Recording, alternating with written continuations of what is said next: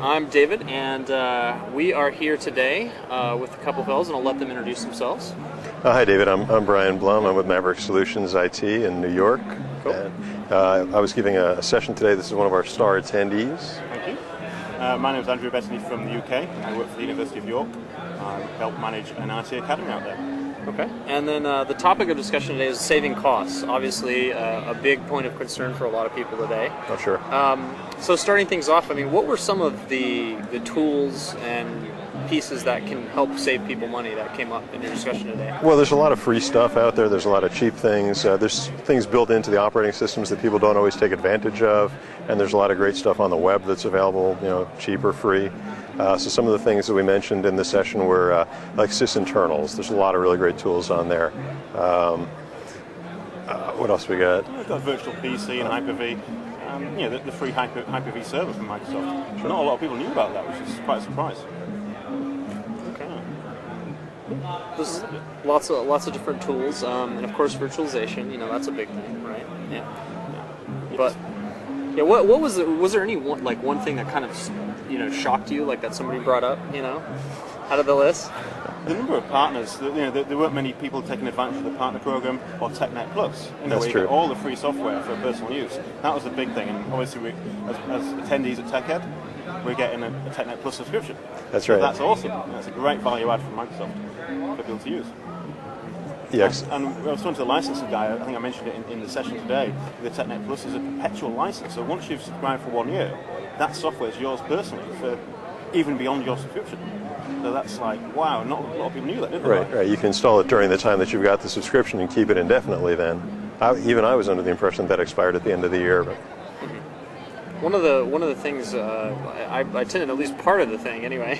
and we appreciate it. Yeah, and I saw something about software assurance, and I'm totally removed for the whole licensing thing. So, what were some of the things that people brought up out of that? Well, there's a lot of stuff that comes with software assurance also. I mean, first, just to begin with, it's an inexpensive way of getting the software. It's through the different licensing methods, and there's a lot of other things that come with it, like free training and free support. So you get vouchers for certification exams and training, and a lot of people don't take advantage of them. And then lose them, that's it, gone. Right, they expire, and that's it. Yeah. What are you seeing, like, people with training budgets and those kinds of things cutting in environments, or? Certainly, and back in the IT Academy sphere and the CBLS that I do work with, we're finding instead of 2 or 3 people coming on a training course, maybe only one person coming, and they're being used to train people inside the building. So that's where we're seeing a major cutback at the moment. Yeah, instead of sending the whole department, they just send a representative, I guess. We've talked about training, and it's a great time to actually do training whilst the economy is like it is. Because if they're not busy working, then lay them off and put them onto 3 or 4 days a week and say, look, in that spare time, I want you to actually do some training. Learn, use the e-learning, for example, which is inexpensive. Free, it's great. yeah. Free or, yeah. We were pushing that today in the session. That's right. So training is probably not the best thing to cut.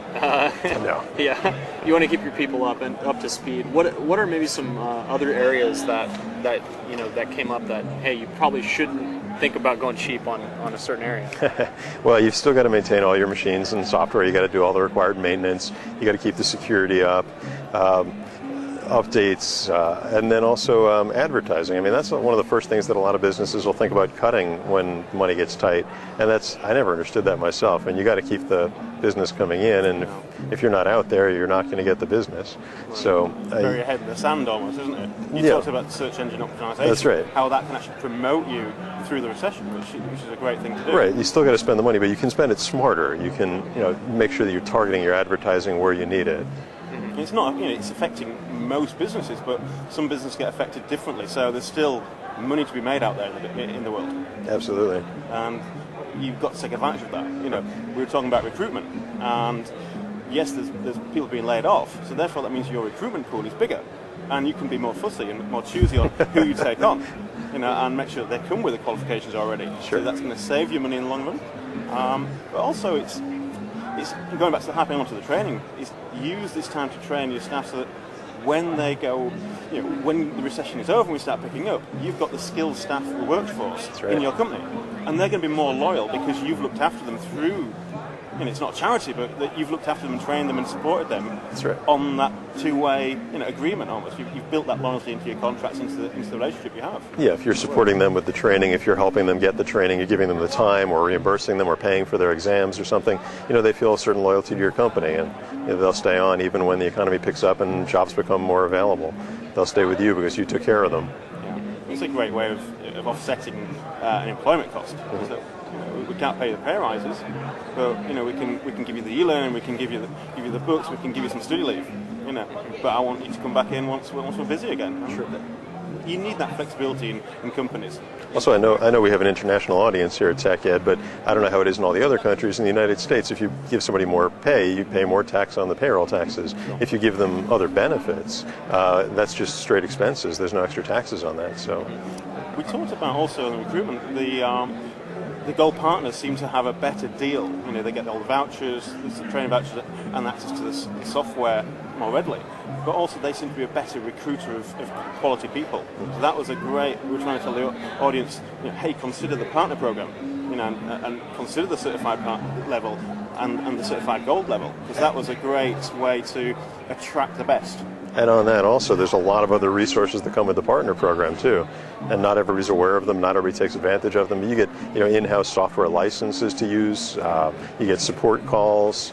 There's so much that comes along with the partner program. And at the lower levels, the partner program's free. Yeah, just to register, it's great stuff. Cool. All right. Well, all right. Thank you guys so much for your time. Oh, sure. Thank you, dude. Awesome. Pleasure. Yeah, pleasure. Cheers, Brian. Andrew, thank you.